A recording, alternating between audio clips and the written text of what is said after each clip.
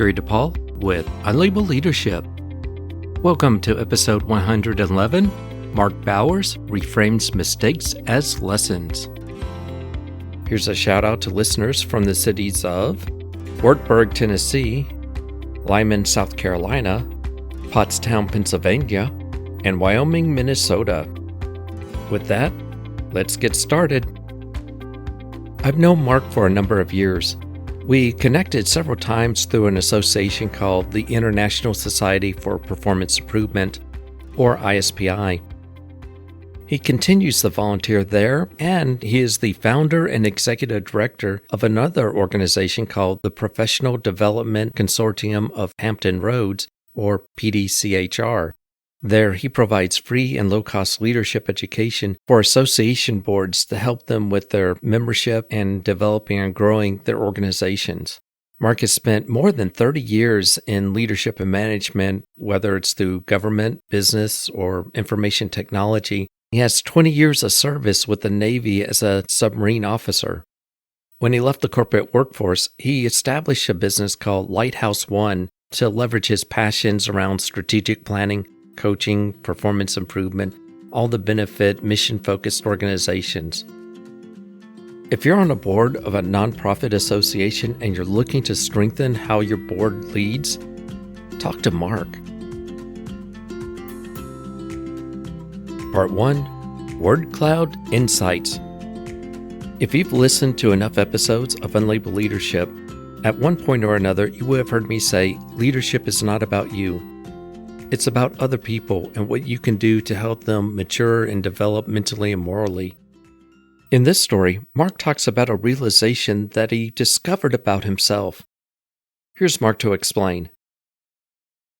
There was one incident, one question that really kind of spun me around and kind of changed my outlook in life. I was in a bit of a struggle. I had been, for want of a better term, released from my last real job and was provided the opportunity to do better elsewhere. And I decided to strike out as a consultant.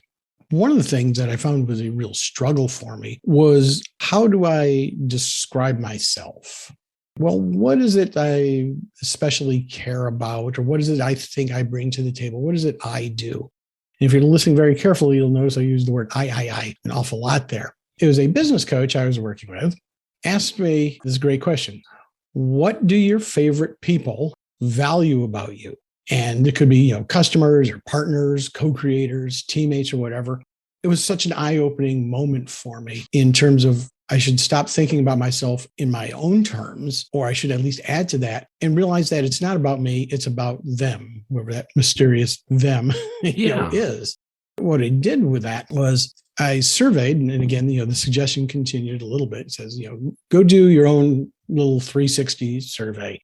Find the people who you seem to enjoy working with the most, who seem to value what I provided or able to do with them, and ask them what it was they liked about me in terms of working with me, working through me, working despite me, or whatever. I found 5 or 6 people who were willing to participate in that, and they each wrote me just, a little free-form paragraph. And I threw all of their words into a word cloud generator. Oh, wow. I was stunned at some of the terms that came out. And not stunned because, that's wrong. It's just because those were terms I'd never thought about for myself. Systemic, systematic, big picture. And I kind of knew that was there, but I never thought that that was something people were interested in. I said, it's because I'm really good at doing this or identifying that or crossing the I's and dotting the T's for you or whatever.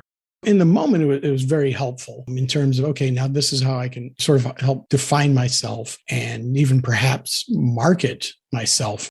It has just stuck with me for going on like 12 or 13 years since this happened. It's not about me, it's about them. You kind of extend that to the whole golden parachute concept. When are you in a good place? It's that intersection of what can I do, what do I want to do, and what do I get rewarded for doing? And for me, that turnaround, that not about me, it's about them, is really not just what can I do and what I want to do, but the whole get rewarded for doing took on a whole new meaning. It says, I'm not doing this because it's going to put dollars in my pocket or pats on my back or gold medal around my neck.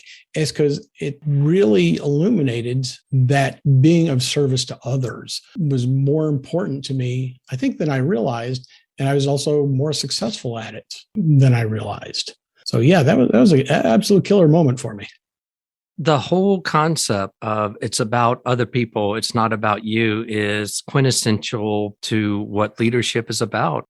It's not just leadership, even being an entrepreneur, being in marketing. It's not what you think people want, it's what people actually want and what they value. I think that's a remarkable way of figuring out your purpose and how you can help people that's unique rather than just trying to do it from the inside out, so to speak. It kind of ties like, well, I'll put big air quotes on this. I have all these particular leadership skills and knowledge and abilities, and I'm really good at them, except I can't find anybody to follow them. You may or may not want to review the definition of leadership. Yeah, exactly. You mentioned a couple of the words that came out. What were some of the other ones that stood out for you? Trust was one that was there. Pleasantly surprised to see it emphasized, Yeah. but certainly not shocked by it. There were notes about compassion, empathetic. It was interesting, but very few of them spoke to a more technical nature. It's like, you are really good at persuading others to do this. How do I act in a system, in an organization to help them help themselves? In fact, that was one of those phrases that it's a train wreck when you put it in a word cloud because it's too many words, but yeah, you kind of pick through and saw the help them help themselves thing. So those are the key things. And I find them, even though I don't, necessarily explicitly think about that moment every day, it remains present every day. You internalize those particular concepts and it kind of helps guide you and reinforces how you interact with other people. Oh, absolutely. Internalizing it is, I think, is a great way of looking at it and knowing that it was a positive impact on me and allows me to provide better service. It's the adage about data becomes information, becomes knowledge, but it's still useless until it becomes wisdom. That moment of internalizing it and using it to make better decisions, take better actions and stuff like that. So yeah, on the nosy about the value of internalizing it. And you can't internalize something that doesn't fit with you and you don't understand. It wasn't, oh, here's that word cloud, boom, now I see it. But it was pretty quick. And like I said, it was powerful. And going all the way back to the beginning of this, it's because it was no longer my words. It was words of others, what they thought about me. Part 2, is it a loss or an investment? When researching leadership books, I identified 7 leadership principles. The first one is called Believe in Others. Like all the principles, it seems simple, straightforward, but in reality, it's difficult to practice. Mark illustrates this principle in the following story. Here's Mark. This is a little bit about me. So here's the situation. It's my first job out of the Navy. I was working for a defense contractor, which frankly is what a lot of people say on their first job out of the Navy. There was this person, we call her Rebecca. She worked for the same company that I worked for. She did not work on my project. It was probably like a second cousin project. And that's, we had the same boss's boss in common and still working, roughly in the defense world. Because we were second cousins, we kind of casually knew each other just from a project to project relationship when we gathered at the mothership. So here's what had happened. Rebecca, over on her project, suggested to her client that an effort that the client was considering contracting out could actually be done by themselves. It's like, you don't really have to ask others for do this. You've got the capability, you've got the capacity on hand. A lovely idea, very, very forward looking. And of course, but it also potentially removed our company from probably a near sure win. And it was, I don't know, somewhere between 200 and 300K for it. So not the biggest thing in the world, but, still, I wouldn't have turned it down. Mm-hmm. Our boss's boss, an executive director at the company, mentioned it to me. It was part of a manager's meeting. I was a project manager at the time.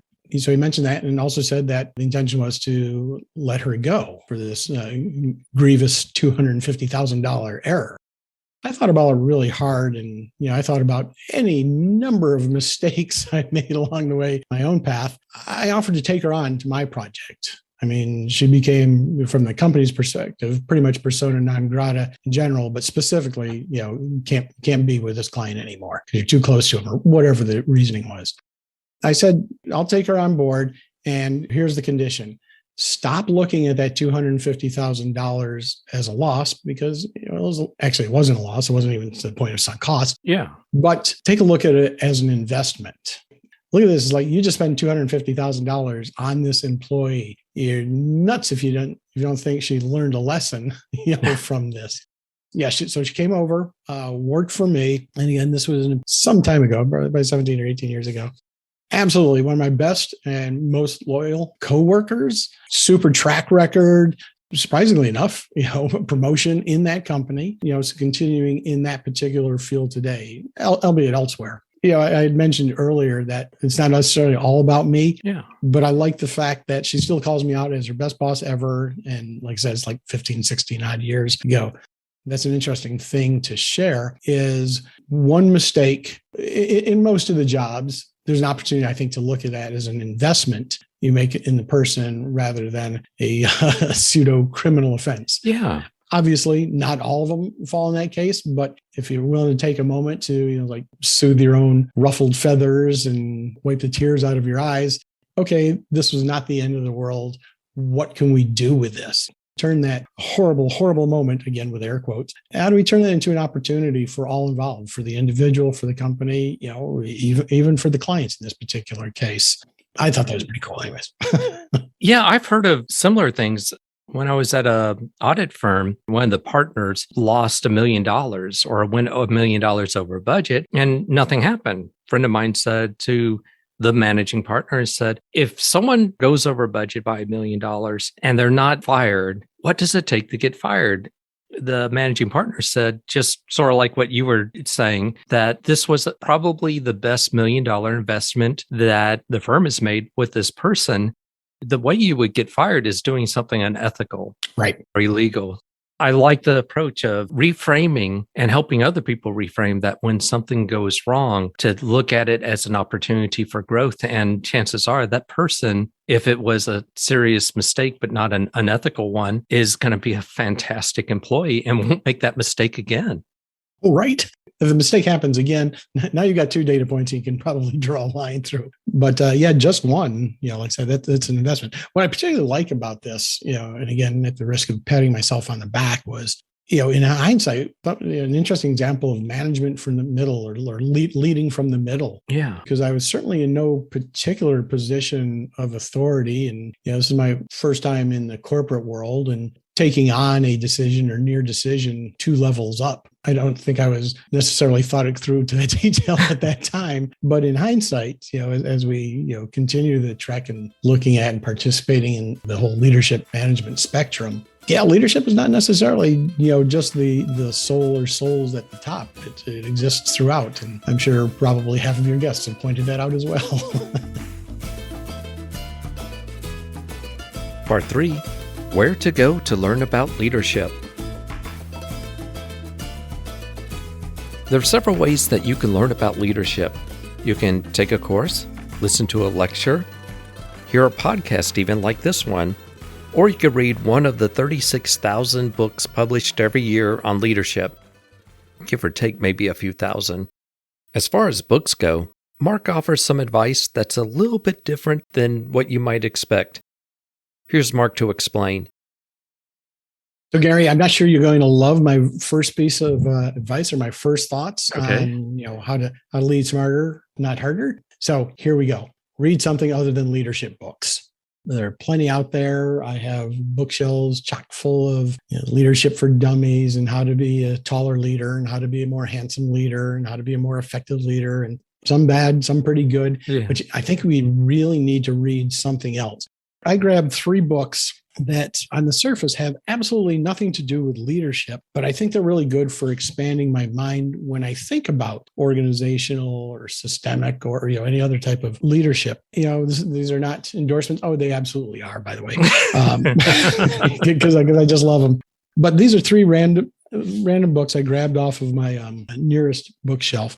One's called Bird by Bird by Anne Lamott. The subtitle is Some Instructions on Writing in Life. It speaks to what does it take to write a book. It's very anecdotal, but how do you look at things? How do you observe things? What do you do to make sure you really understand and can, maybe make the point from a writing perspective? As I've gone through this book a couple of times, this absolutely works, in a leadership role or a managerial role, or even in an entrepreneurial role. I go back to the lessons I picked up out of here about, how to take that close look, how to make the good definition, how to express your vision. I don't know that when Anne wrote this book, she gave a damn about leadership in general, but, inadvertently that happened. Okay. Another book that I'm looking at right now that's not necessarily a leadership book is called The Legal Analyst, a toolkit for thinking about the law. The author is Ward Farnsworth. And it's kind of like a primer. It's written really for law school students. Trust me, I've been nowhere near law school. I've been close to the law, but that's when I had a sports car.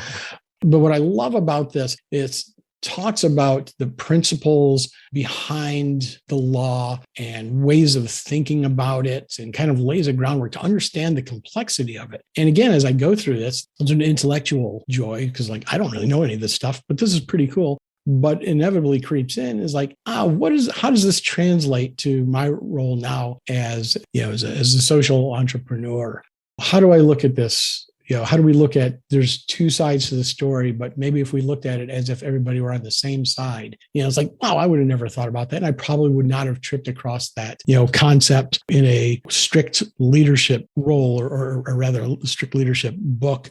The concept of rent, which is, not paying to borrow somebody else's house, but rent is an excessive cost in, be it dollars or other resources, in how an organization or how two parties do things. And it's all that admin cost that benefits nobody and certainly doesn't benefit society as a whole.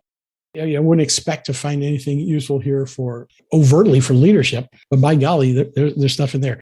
And then the third book I'd like to, other than leadership books, that I'd like to share is called The Art of Gathering. And this is probably one of those bestsellers recently. How We Meet and Why It Matters. And the author is Priya Parker, Priya, Priya Parker. And it's all about the structure of people coming together. And the title is pretty indicative, The Art of Gathering, but it's why we gather, how we gather. To some aspect, leadership is about gathering people for a purpose to bring about a change in performance and change in knowledge, change in enthusiasm, whatever. So this, while again, does not speak directly to leadership, there's so much useful in there. It's when I bring people together, either organizationally or for a very specific educational event, it's really changed my thinking about how to be purposeful about it, other than saying, okay, everybody be here at 10 o'clock for the meeting. Yeah. Right. Yeah. So that was my rather long-winded one-liner about, read something other than leadership books. Another one that I would share, a little tidbit of advice, and this comes right from Patrick Lencioni, is another really good author in the organizational leadership space. Over-communicate vision. As a leader, you could be a first-time manager, you could be C-suite or stuff like that. If the people you work with, the people you supervise, the people who supervise you, if they don't have the same clarity of vision that you do, then here's that opportunity for friction, for sand in the gears. From a managerial or leadership perspective, over-communicated vision, and it's a prodding word. You really can't over-communicate. But the greater that the people around you understand your vision, the more likely they are to make decisions and take actions that are aligned with that vision. And even if you're not there, and that's the key part. It's are you a successful leader if you have to ride everybody in the organization and not allow them, independent thought and independent action? Yeah. Oh, probably not. Well, one and done. If you think about it, that doesn't work. And It's funny is that sometimes people in executive roles, they send out a communication. They think, okay, we communicated it and there it's done. No, it has to be reinforced. And I think what you're saying is also cascaded up and down. Yes, absolutely. That's how you get people on the same page, is when they're expressing the same communication or the same principles or values or whatever it is that you want to instill in employees. Yeah. Or even it may expose a disconnect between your vision and those around you. That's as valuable, if not more valuable, to reduce friction, if you will, or to be more purposeful or impactful. It's like, wow, I had no idea you thought that was particularly important, or that you didn't agree with me on the urgency of the matter. Stuff like that. So, I got to do that once on a submarine as a training exercise. So we weren't actually shooting anything other than electrons, at each other. The commanding officer just lost me. And I was, his second or third right-hand man at the time. And I asked for a timeout, which is kind of weird. And I said, Cam, I have absolutely no idea where you're taking us right now on this. It was a nice moment. I didn't get my head chewed off. It was like, it actually kind of thanked me and urged others to say, this is the time to do that. You need to see what I'm seeing. You need to hear what I'm hearing. You need to be aware of and aligned with what I know or what I believe is the best course of action. Yeah. While we're here in the training palace, absolutely, take that break and clarify, and then we'll get back to work. And, I thought that was a cool moment. And then, reading Lencioni's book later on, it took me right back to that. It's like, all right, I had to pull the vision from him, not because I was being heroic. It just, maybe in hindsight I was. In the moment, I felt like I'm just kind of stupid here. And I don't know what's going on. But embarrassment's never been a strong part of me. So I just thought I'd ask. Just one more. Here's the math equation that I use when I think about leadership. Social consequence is greater than outcomes, which is greater than outputs, which is greater than inputs. I think as we, move along, from that management leadership spectrum, as we gain more experience and get exposed to more knowledge and get training and education and so on and so forth, we all move eventually off of measuring inputs to measuring outputs. And then some continue that path to saying, well, here's outcomes, the results of our outputs. The big one, and this is that double or triple bottom line, type thinking for leaders, is the matter of social consequence. What's the impact you're making upon the population you serve, and perhaps even the population around that? It's a hard question. It's not necessarily obvious. At some point, you're probably only a contributor to that. You're certainly not directly responsible for it. But that's just one thing I would urge people to, hold in their minds somewhere as they continue on their own leadership trails. Like, ultimately, what does this mean for the society around me? It could have a rippling effect, even something very small. You hear the butterfly effect metaphor, it's a good challenge. It reminds me of Roger Kaufman talking about just that. What is the impact of what you're doing from a societal perspective? Right. The big meta. The big meta. Yeah. Which is not a plug for what used to be known as Facebook.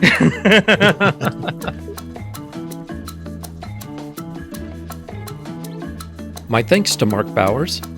If you'd like to learn more about Mark, go to the show notes.